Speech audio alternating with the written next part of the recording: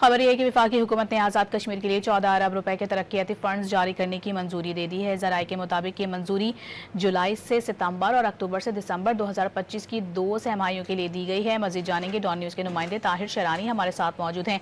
ताहिर, तफसीलात बताएगा।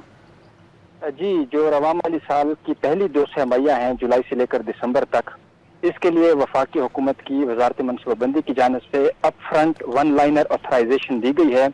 यानी यकमुश्त जो वफाकी तरक्याती फंड्स हैं 2 सहमाहियों के वो जारी करने की मंजूरी दी गई है। आज़ाद कश्मीर के लिए रकम वाली साल वफाकी तरक्याती बजट में मजमूई तौर पर 45 अरब रुपए मुख्तस हैं, जिसमें से 14 अरब रुपए के तरक्याती फंड जारी करने मंजूरी दे दी गई है, जो मजमूई फंड्स का 31% से ज्यादा बनता है।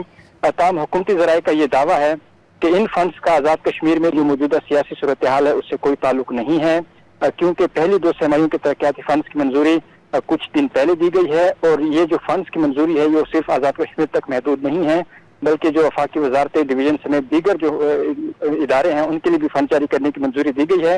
रवां माली साल की पहली 2 सहमाहियों में कुल मजमूई तौर पर यानी 335 अरब 43 करोड़ रुपए के तरक्याती फंड जारी करने की मंजूरी दी गई है, जो 35% बनता है। जी, बहुत शुक्रिया आपका ताहिर।